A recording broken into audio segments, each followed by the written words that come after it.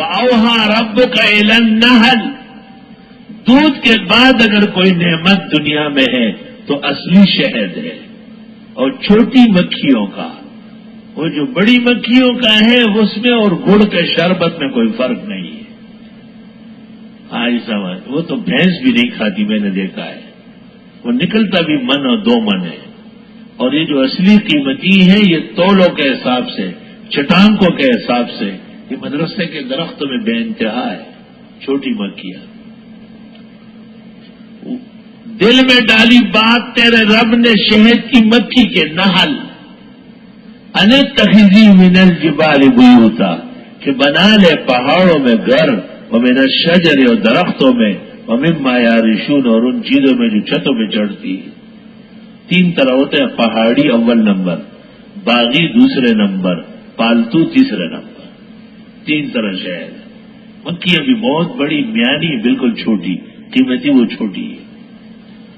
ثم کلی من کل الثمرات، پھر کھائیے ہر طرف پھل، فسلکی سبل ربک ذللا، اور چلیے رب کے راستوں پر عاجزی سے۔ آیت میں اشارہ ہے کہ شہد کی مکھی راستہ نہیں بھولتی۔ چھوٹی چھوٹی مکھیاں صبح صبح فجر کے وقت میرے ہاتھوں پہ آ کے بیٹھ گئی۔ میں نے کہا بی بی کیا ہو رہا ہے، کیا کر رہی ہے، اس میں کیا ہے؟ میں سمجھ گیا، میں نے کہا میں نے کہا بس اب سورج نکلنے دے اور بازار کھل جائے۔ وہ مجھے یہ کہہ رہی تھی کہ پھول نہیں ہے درختوں میں بالکل۔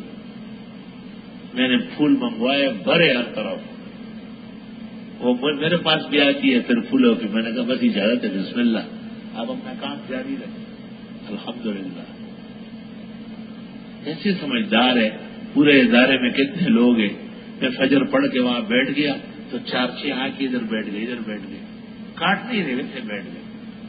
میں نے ان سے بات چیت کی، میں نے کہا ایسا لگ رہا ہے کہ آپ رس مانگ رہی ہے، ٹھیک ہے، بس انشاءاللہ 8-9 بجے پھول کھانے کھل جائے، بے انتہا پھول منگوا کے جگہ جگہ رکھوائے، اور پھولی کو آرڈر دے دیا کہ روزانہ پھول لا کے ویسے ہی رکھا کرو جگہ جگہ، ہماری مکھیوں کو سہولت رہے۔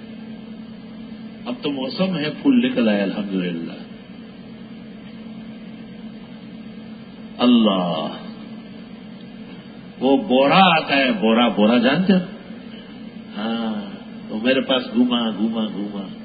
میں نے اپنے ساتھیوں سے پوچھا اس کی زبان سمجھو نا، سب حیران ہو۔ میں نے کہا یہ کہتا ہے کہ پودوں میں بلی لیٹی ہوئی، اس کو اٹھاؤ، کیونکہ وہ نیچے آتے تو پکڑتی ہے۔ ساتھیوں نے دیکھا تو اندر 2-3 بلی، میں نے کہا یہ کہہ رہا ہے صاحب کہ اندر بلیاں ہیں، ہم کیسے یہاں کھیلے کودے؟ وہ لڑکا پیچھے گیا کہ 3 بلیاں سو رہی۔ میں کہا اٹھاؤ ان کو، ایسے مرداروں، تمہارا کیا کام ہے باغ میں سونا؟ وہ اپنی سیاست لڑاتی ہے۔ یخرج من بطونها شراب، نکلتا ہے ان مکھیوں کے پیٹ سے مشروب، مختلف الوانہ، بدلے ادلے ہے اس کے رنگ۔ اوہو، خوص کے علاقے میں 200 میل تک سفید چمبیلی ہے، وہاں کے شہد لٹے کی طرح سفید ہے۔ خیر آباد میں بیری زیادہ ہے، ہٹک نامہ ہے، وہاں کا شہد بیر کی طرح سیاہ اور سرخ ہے۔ سندھ میں اور پنجاب میں کماد زیادہ ہے، گنا، وہ گڑ کی طرح شربت نکلتا ہے۔